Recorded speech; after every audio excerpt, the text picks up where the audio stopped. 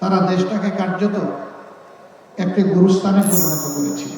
যে বঞ্চনা তৈরি হয়েছিল তারই বিস্ফোরণ ঘটেছিল ৭০-এর নির্বাচন। ৭০-এর নির্বাচন হওয়ার পরে স্বাভাবিকভাবে ক্ষমতা হস্তান্তর না হওয়ার কারণে একটা যুদ্ধ অনিবার্য হয়ে ওঠে, যেটা বাংলাদেশের মুক্তিযুদ্ধ। সেই যুদ্ধের মধ্য দিয়ে একই ভূখণ্ড আবার নতুন করে স্বাধীনতা লাভ করে বাংলাদেশ।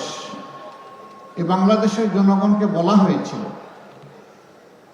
যদি আমরা নিজেদেরকে শাসন করার সুযোগ পাই তাহলে আমরা এই দেশকে ইবনে বতুতা যে দেশ এসে দেখে গেছে সেই দেশে পরিণত করব।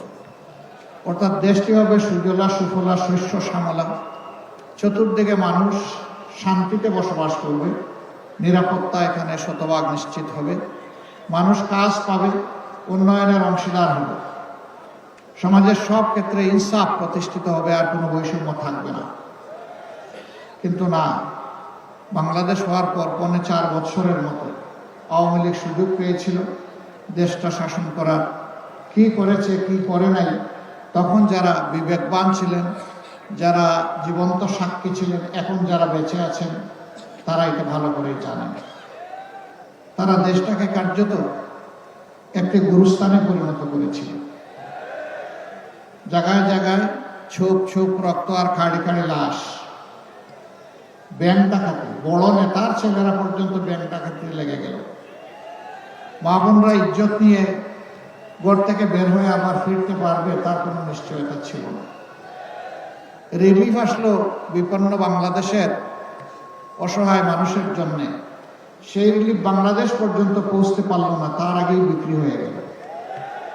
৭৪-এর দুর্ভিক্ষে লক্ষ লক্ষ মানুষ মারা গেল, তাদের দাফন করার মতো সরকারের কোনো সময় ছিল না। জনগণ যেভাবে পেরেছে সেই বেওয়ারিশ লাশদেরকে দাফন করেছে। ঢাকায় আঞ্জুমানে মুফিদুল ইসলাম এই দায়িত্ব পালন করেছে।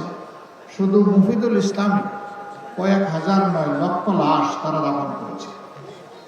এমন একটি বাংলাদেশ তখন আমরা পেয়েছিলাম।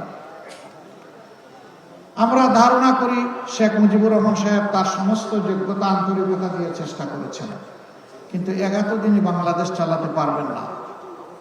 তার প্রয়োজন হবে তার সহযোগীদের সহযোগিতা। সেই সহযোগিতা তিনি পান নাই। আক্ষেপ করে অনেক কথাই তিনি বলে গেছেন, আমি এগুলো এখন বলতে চাই।